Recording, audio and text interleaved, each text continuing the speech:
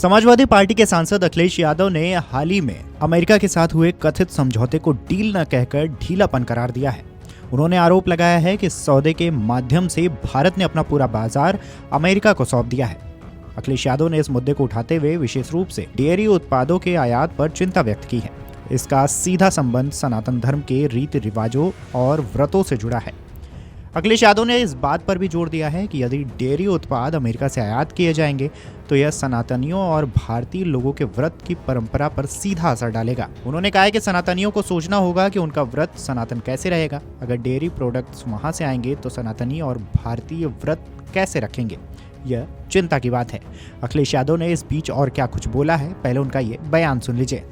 BJP की कोशिश रहती है कि चर्चा न हो, और ये हम लोगों ने अभी देखा ही है कि जिस समय चीन के सवाल पर लीडर अपोजिशन और अन्य दल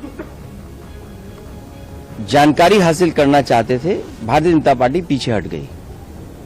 और इस बात को हम कई बार दोहराते हैं, चीन के साथ हमारे कैसे संबंध हों उस पर हम लोगों को हमेशा विचार कर करके फैसले लेने चाहिए। नेशनल सिक्योरिटी, बॉर्डर सिक्योरिटी और खासकर चीन के साथ हमारे रिश्ते अच्छे और बुरे वक्त वक्त पे रहे हैं।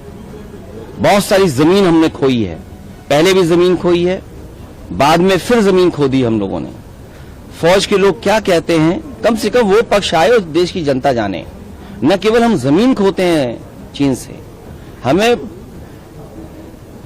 अपना बाजार भी हमारा छिनता जा रहा है। कुछ पुरानी सरकार में छिना बाजार, फिर अब बाजार छिन गया। तो आखिरकार हम किस दिशा में जा रहे हैं? और उसके बाद ये जो अमेरिका से डील हुई है, ये डील नहीं ढील हुई है। हमारा पूरा बाजार उनके हाथ में दे दिया। सरहद की बात करें, अब तो किचन के रास्ते हमारी थाली तक, नवाला जो है हमारे रोटी के टुकड़े तक बात पहुंच गई है। अब सनातनियों को ये चिंता करनी पड़ेगी तो उनका व्रत कैसे सनातनी रहेगा। मान लीजिए डेयरी प्रोडक्ट्स वहां से आ गए तो हमारे सनातनी लोग व्रत कैसे रखेंगे, हम सब भारतवासी व्रत कैसे रखेंगे? बड़ा चिंता का विषय है और फिर सीधा सीधा हमला है। बता दें कि सांसद अखिलेश यादव ने भाजपा सरकार पर राष्ट्रीय सुरक्षा और चीन के साथ संबंधों के मुद्दे पर भी चर्चा से बचने का आरोप लगाया। उन्होंने कहा कि बीजेपी हमेशा यह कोशिश करती है कि चर्चा न हो। हमने देखा है कि जब विपक्ष के नेता और दूसरी पार्टियां चीन के मुद्दे पर डिटेल्स जानना चाहती हैं तो भाजपा पीछे हट गई। उन्होंने इस बात पर भी जोर दिया है कि चीन के साथ संबंधों पर हमेशा सोच समझ कर फैसला लेना चाहिए, क्योंकि राष्ट्रीय सुरक्षा और सीमा सुरक्षा सर्वोपरि है। अखिलेश यादव ने यह भी दावा किया कि भारत ने चीन के सामने अपनी जमीन खो दी है और अपना बाजार भी। उन्होंने देश के नागरिकों को सेना के रुख और इस गंभीर स्थिति के बारे में जानने का अधिकार बताया।